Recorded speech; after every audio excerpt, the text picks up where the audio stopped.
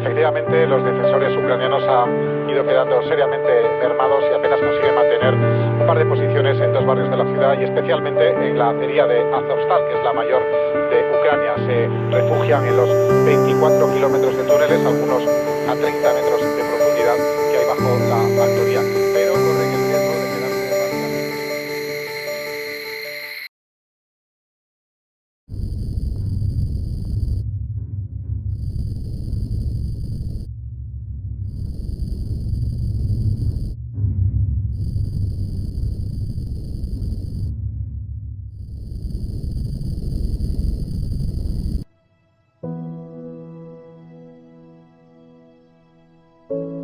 Cuando empezó la guerra, empezaron a caer bombas, muchos helicópteros, aviones, bombarderos. Las noticias decían que eran aviones rusos. Gracias a Dios teníamos un búnker cerca y podíamos refugiarnos cerca rápido. Estuvimos como muchos días bajando al búnker y subiendo y ya pensamos que no podíamos seguir así. Empezamos a hablar, a decidir y tomar la decisión con mi marido de salir del país. El miedo aumentaba, la tensión, orando a Dios, Dios ayúdanos, protégenos, dirige dónde tenemos que ir, guárdanos si tenemos que salir del país. Y pensaron, ¿a dónde vamos? ¿A qué país vamos? Y nos habían hablado de que en España había una iglesia de sordos.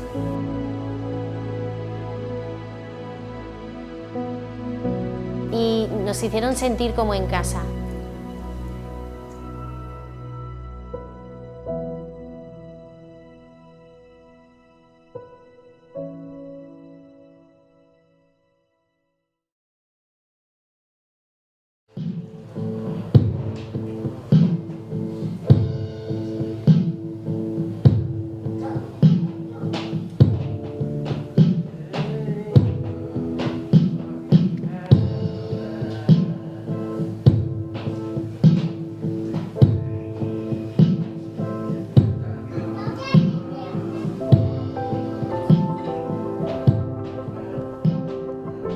Gracias, Señor, por todo lo que tú haces por nosotros.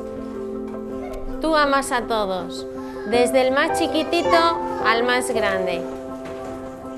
Gracias, Señor. Que se pongan de pie los ucranianos. Todos ellos son de Ucrania, que han venido y son refugiados. Familia, una familia entera por ahí. 4 de familia, 2 un matrimonio. Y gracias por estar aquí. ¿No te han dicho mucha gente, tú no vales, tú no sirves, tú no vas a poder hacer esto, tú eres muy malo?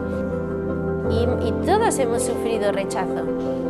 Pero la Biblia nos dice, aunque mi padre y mi madre, todo, cualquiera me abandone, pero el Señor está con nosotros. Es una promesa que nos dice el Señor.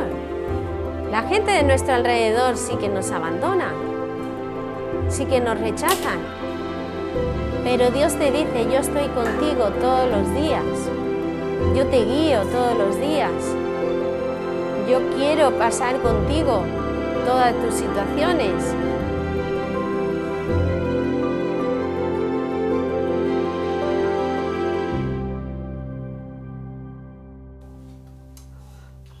Cuando yo era pequeña, nací en una familia que no hablaban lengua de signos. Solo hacían gestos, algún gesto familiar, por lo cual yo nunca me he comunicado con mis padres. Nada más que trabajar, comer, dormir. Era la única información que yo recibía.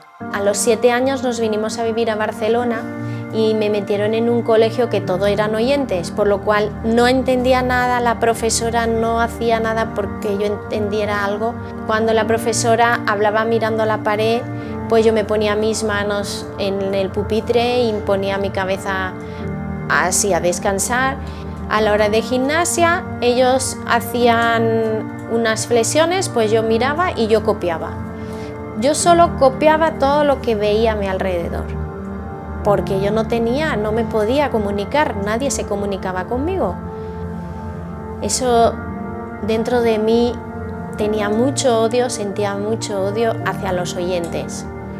Entonces me encerraba en mí misma, me metía en mi cuarto, siempre sentada en el suelo, apoyada en la pared. Pasó el tiempo y entonces yo empecé a ir a una asociación de sordos y me enamoré de un chico en la asociación. Me enamoré de David y su padre nos dijo que teníamos que ir a la iglesia. Yo pensaba que era una catedral, una iglesia católica, que es donde toda mi familia tiene la costumbre de ir.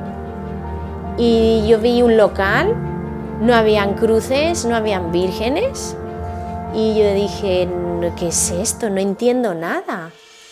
Así es que entré con David y la hermana de David, Ruth, que se sentó a mi lado para intentar interpretar.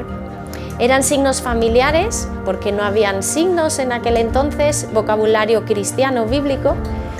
Yo veía a la gente levantar las manos, reír, llorar, de rodillas en el suelo, orando. Y yo miré a David y dije, ¿qué es esto? No he entendido nada, tú nunca me has hablado de la iglesia. Pero yo sentía tanto amor en la iglesia porque yo nunca he recibido amor en mi familia. Yo había crecido con odio, con rencor. Entonces se notaba algo tan diferente, no sé explicarlo, lo que yo percibía. Era como un amor tan profundo. Y entonces mi suegro me dijo, ¿tú quieres abrir tu corazón a Jesús y que entre en tu corazón? Y dije, yo sí, yo quiero esto, porque yo nunca he sentido este amor, nunca he sentido esto.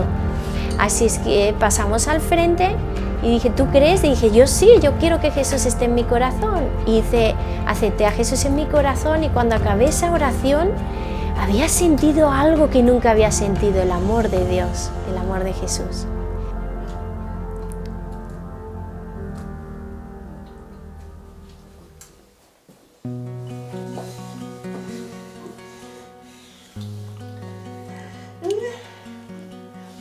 Oye, David, ¿por qué no me invitaste antes a la iglesia? Me invitaste muy tarde, ¿eh? Bien, yo tenía vergüenza. Yo no estaba muy firme en las cosas del Señor. Mis padres me han educado en los caminos de Dios. Quizá del Evangelio pueden llegar a entender un 10%. Jesús te ama, Jesús ha muerto, está en el cielo, no hay que ser malo, hay que ser bueno. Eso no tenía atractivo para mí. Yo empecé a ir a la asociación de sordos, gente con mi misma identidad, dirigía el grupo juvenil en la asociación, me dieron una responsabilidad. A mí no me interesaba Dios, que era donde mi familia iba todos los fines de semana.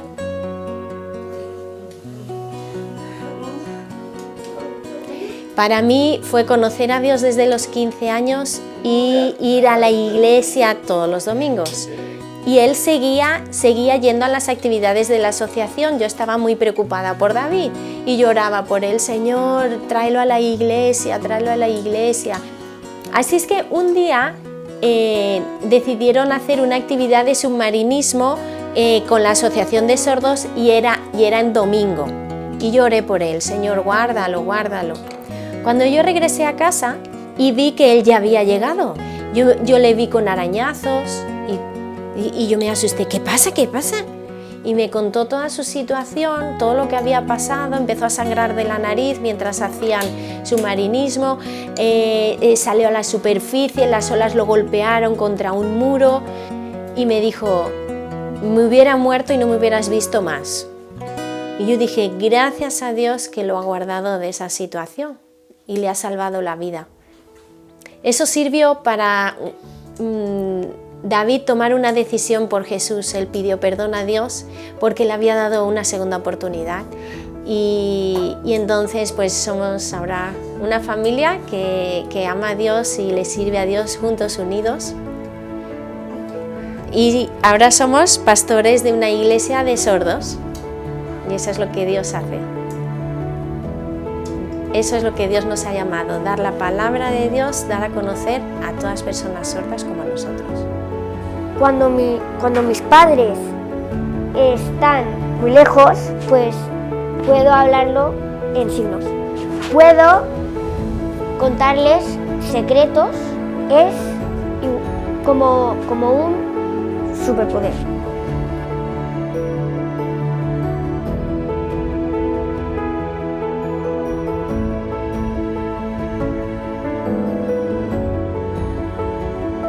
Bien, el tema de trabajar con los sordos es una oportunidad que tenemos como iglesia, el poder atender a personas con esta discapacidad. Es una oportunidad también de servicio al Señor, que es necesario que se incentive más entre las congregaciones, ya que es un mundo que siempre ha estado bastante alejado del prisma evangélico en general, de la sociedad en general, ¿no? Entonces queremos animar a todos los hermanos y congregaciones y ministerios que puedan tener esta carga de alcanzar a los sordos, porque muchas cosas Dios puede hacer, grandes cosas con ellos, y puede abrir un campo evangelístico precioso y también un campo de servicio dentro de la iglesia. En la iglesia de aquí de Sabadell hay culto por la mañana, hay culto por la tarde, y el motivo de que yo me quedara al mediodía aquí en la iglesia a comer con los sordos era que no tenía tiempo de llegar a casa. Entonces, el hecho de que me quedara aquí en la iglesia para poder comunicarme con ellos, yo empecé a aprender el lenguaje de signos. Y ahora, junto con un grupo de intérpretes, pues tengo esa labor en la iglesia. Aquí en nuestra iglesia tenemos una gran cantidad de personas sordas. De hecho, más de un tercio de los asistentes a los cultos son personas sordas que necesitan, por lo tanto, una persona que les interprete. En nuestro caso, además, emitimos los cultos vía Facebook, vía online, con lo que tenemos que tener en cuenta también otros factores, como por ejemplo la presencia o la presentación de esa persona intérprete. Le damos mucha presencia a la figura del intérprete, haciéndolo visualmente mucho más grande y ocupando más de un tercio de la pantalla de la emisión. Además, también hay que tener en cuenta que muchos de ellos ven las emisiones a través de dispositivos pequeños, móviles, entonces poder tener a la intérprete más visible es mucho mejor. La comunidad sorda, enseguida que tú le abres tu corazón y comienzas a hablar con las manos, ellos se abren, están sedientos de comunicación, necesitan ese mensaje que toque su vida. Por eso es tan importante de que tengamos esta carga. El hecho de que podamos aprender lengua de signos es una forma de identificarnos con ellos y hacerles llegar este mensaje precioso de salvación y poderles invitar a la congregación que van a asistir. Tenemos la experiencia de que organizamos cualquier evento y hablamos en lengua de signos con ellos y ellos ven que se signa y vienen, pero sin preguntar, ¿verdad? Porque quieren comunicarse, necesitan escuchar ese mensaje. Un caso impactante es el de sordos musulmanes o de familias musulmanas. El hecho de hablarles como sordos también en lengua de signos les ha llevado a venir a la congregación, a venir a las iglesias evangélicas a conocer del mensaje de Jesús. Pues esto, tenemos un matrimonio justamente que uno de ellos, su familia es musulmana, ¿verdad? Y él se llama Demba. También tenía que venir a escondidas porque era musulmán su familia y no querían que viniera a la iglesia. Pero él, justamente por el tema de que atendíamos a las personas sordas, siendo él sordo, él tenía mucho deseo de escuchar de la palabra de Dios. Decidió entregar su vida al Señor y está bautizado, ¿verdad? Y es un testimonio, está casado con una chica rusa, también sorda. Así que vemos que Dios puede hacer cosas maravillosas.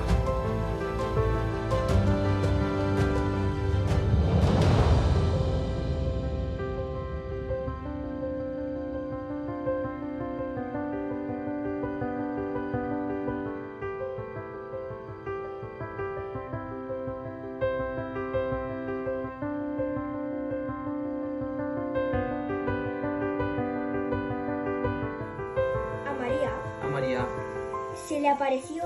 se le apareció. se le apareció. apareció apareció un